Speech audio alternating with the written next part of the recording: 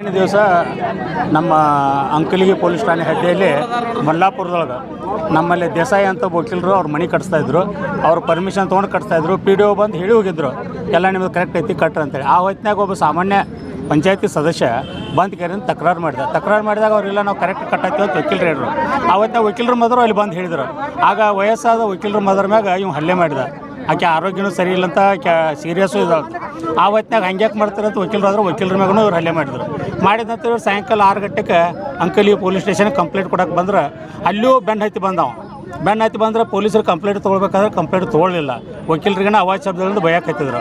ಅವ್ರು ರೊತ್ತಿಗೆ ಅವಮಾನ ಆಗೋ ರೀತಿಯೂ ಬೈದರು. ಅಷ್ಟರೊಳಗೆ ಬಂದ ಸದಸ್ಯ ಪೊಲೀಸ್ ಸ್ಟೇಷನ್ ಒಳಗೂ ಅವ್ನ ಮ್ಯಾಗ ಹಲ್ಲೆ ಮಾಡಿದ.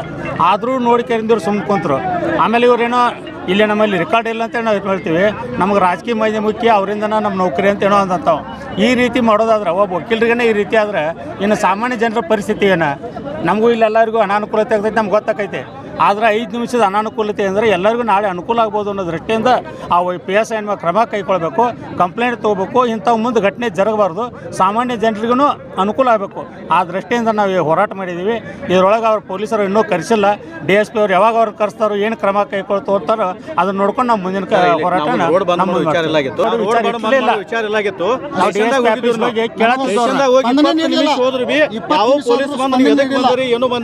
ಕೇಳಾಗ್ತಾ ಇರಲಿಲ್ಲ. ಹಂಗಾಗಿ ರೋಡಿಗೆ ಬಂದಿದ್ದು. ರೋಡಿಗೆ ಬಂದ ಬಳಿಕ ಪೊಲೀಸರು ಬಂದಿದ್ದಾರೆ. ನ್ಯಾಯಾಲಯಕ್ಕೆ ಬಂದಾಗ ಅವ್ರಿಗೆ ಎಷ್ಟು ಒಳ್ಳೆ ರೀತಿ ಗೌರವ ಕೊಡ್ತು. ಇಲ್ಲಿ ಬಂದು ಅಟ್ಲೀಸ್ಟ್ 20 ನಿಮಿಷ ಆದ್ರೂ ಒಂದು ಒಳ್ಳೆ ಗೌರವ ಕೊಡೋಕ್ಕಾಗಲಿಲ್ಲ ಅಂದ್ರೆ ಇನ್ನು ಜನಸಾಮಾನ್ಯರಿಗೆ ಏನು ಗೌರವ ಕೊಡ್ತಾರೆ? ಇವ್ರ ಜನಸಾಮಾನ್ಯರಿಗೆ ಏನು ಗೌರವ ಕೊಡ್ತಾರೋ? ಯಾವುದೇ ರೀತಿ ಇದು ರಾಜಕೀಯ ಒಂದು ಕೈವಾಡ ಐತಿ. ರಾಜಕೀಯ ಕೈವಾಡ ಇರೋದ್ರಿಂದ FIR ಮಾಡಿಲ್ಲ. ರಾಜಕೀಯ ಅವ್ರು ಬಂದಾರ, ಆಗ ಅವ್ರ ಮೇಲೆ FIR ಕಂಪ್ಲೇಂಟ್ ಅವ್ರು ರಾಜಕೀಯ ಅವ್ರು ಹೆಂಗೆ ಹೇಳ್ತಾರೆ ಹಂಗೆ ಮಾಡ್ತಾರೋ. ಒಬ್ಬರು ವಕೀಲರು ಬಂದಾರ ಅಂದ್ರೆ ಹೊರಗೆ ಕೂಡ್ರಿ ಅಲ್ಲಿ ಕೂಡ್ರಿ ಅಂತ ಹೇಳ್ತಾರೆ. ಒಂದು ರೆಸ್ಪೆಕ್ಟ್ ಬೇಕು ಬೇಡ ಸರ್.